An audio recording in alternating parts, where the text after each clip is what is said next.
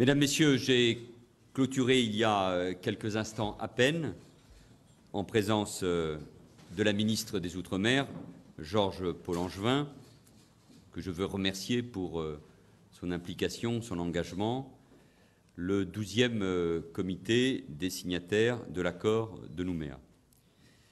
Il y a plusieurs jours, un quotidien de Nouvelle-Calédonie s'interrogeait: un comité, pourquoi faire?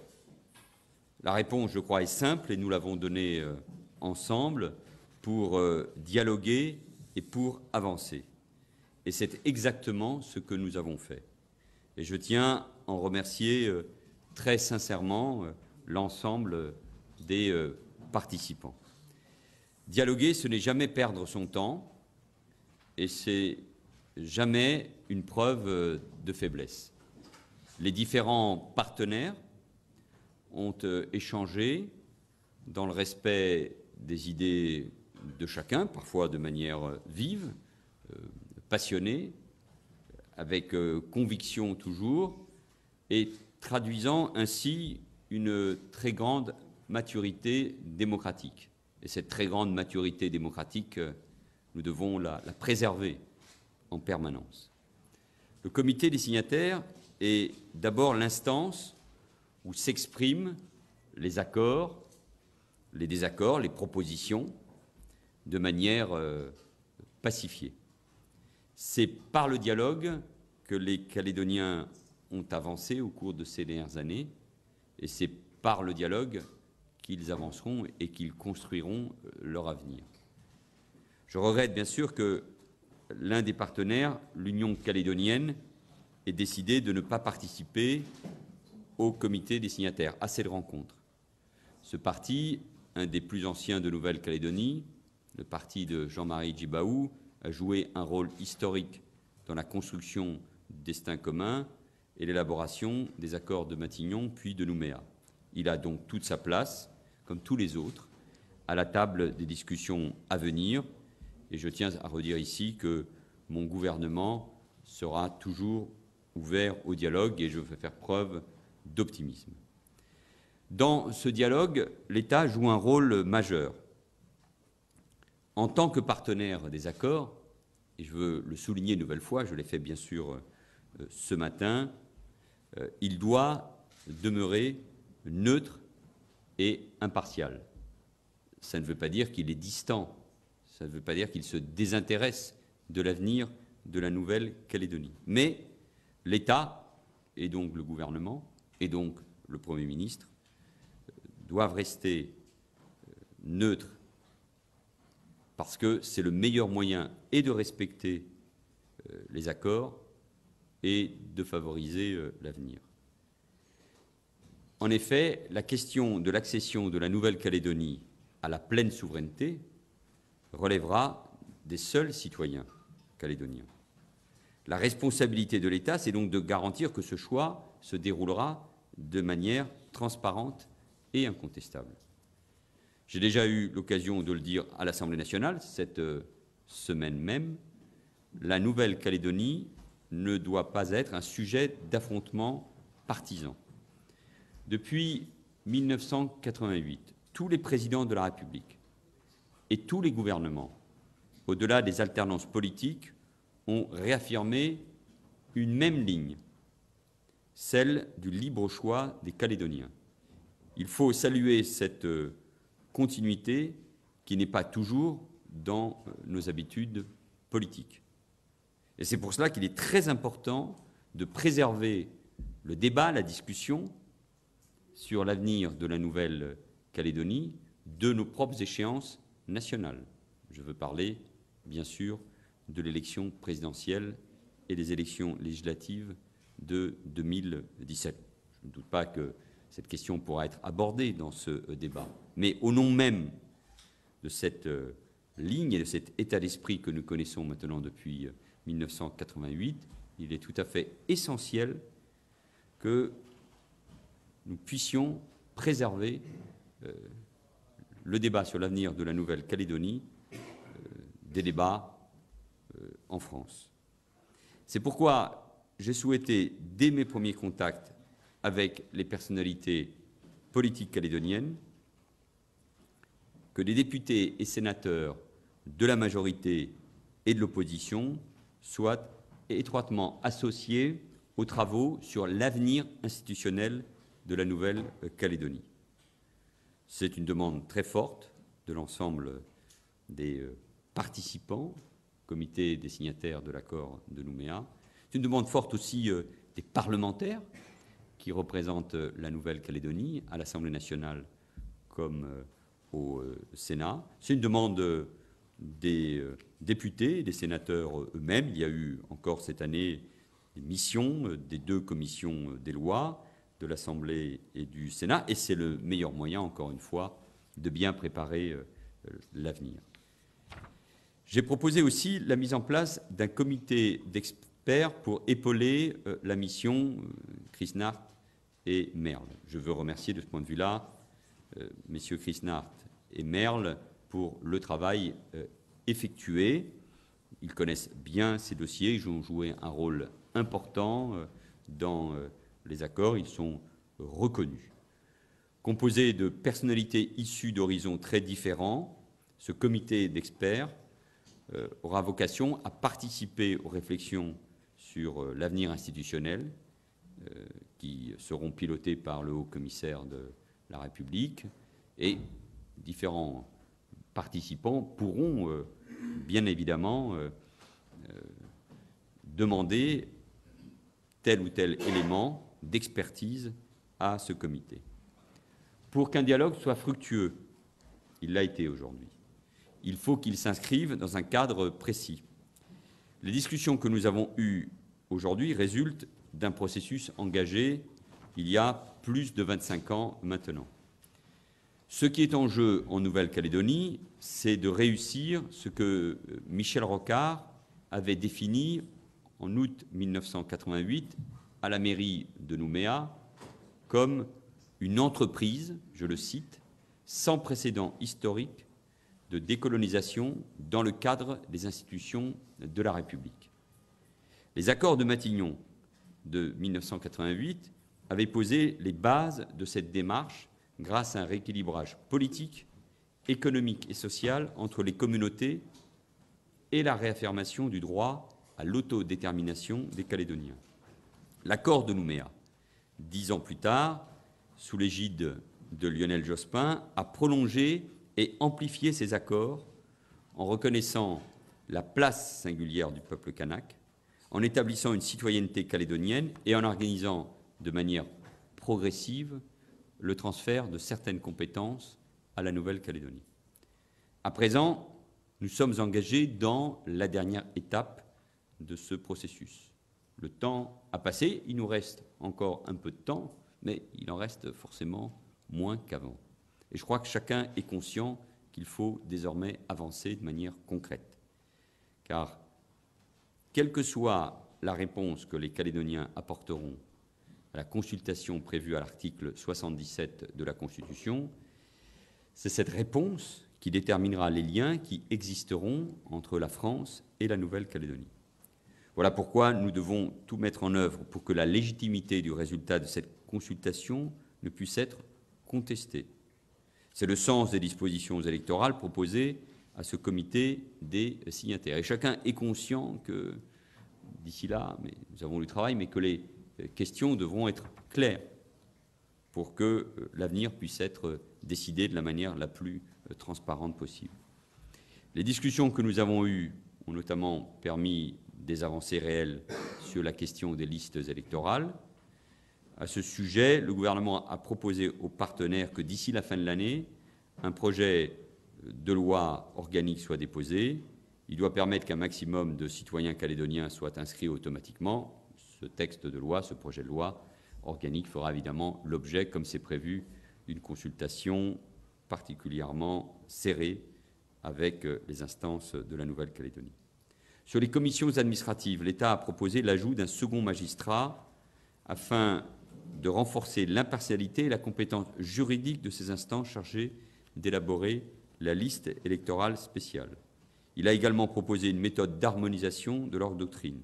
Ces points, tous ces points, doivent encore être travaillés par les partenaires calédoniens avec l'appui du haut-commissaire. Le comité a également donné son accord pour poursuivre le travail en Nouvelle-Calédonie sur l'avenir institutionnel, mais aussi sur le nickel. Mais au-delà de ces questions un peu techniques, mais aucune de ces questions n'est seulement technique, il faut aller jusqu'au bout de la démarche engagée il y a 25 ans. On voit bien que de très nombreux foyers de conflits ou de tensions dans le monde portent la marque de décolonisation ratée ou manquée. Et de par son histoire, la France ne peut s'exonérer de ce constat et de ses responsabilités. Ceux qui ont signé les accords de Matignon et l'accord de Nouméa ont fait le plus beau des paris, le pari de l'intelligence. C'est à nous de prolonger ce pari, nous en sommes et vous en êtes les héritiers, et de le concrétiser. C'est tout le sens du message que nous souhaitons pouvoir délivrer avec le président de la République, je l'espère rapidement en Nouvelle-Calédonie, où je compte, pour ce qui me concerne, me rendre au cours de l'année 2015. Je veux encore, terminant ce propos introductif, et avant de répondre à vos questions, vous dire mon émotion, je le dis à la presse, d'avoir ce matin ouvert et présidé cette séance de travail, de l'avoir conclu il y a un instant, vous dire ma reconnaissance à chacun d'entre vous pour l'état d'esprit qui est le vôtre, remercier encore une fois la ministre et bien sûr Vincent Bouvier, le haut-commissaire de la République, pour le travail engagé au nom de l'État. Je reste évidemment disponible, nous restons disponibles pour répondre à vos questions.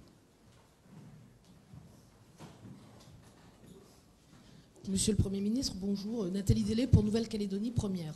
Après le boycott de l'Union calédonienne, il y a eu un départ ce matin, en fin de matinée, du sénateur Pierre Frogier, qui semblait un petit peu en colère, on va dire. Comment est-ce que vous avez interprété ce départ de la Réunion?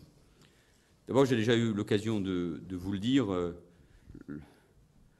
Le comité des signataires a été voulu par les différents partenaires lors de la conclusion de l'accord de Nouméa pour avoir un lieu de dialogue.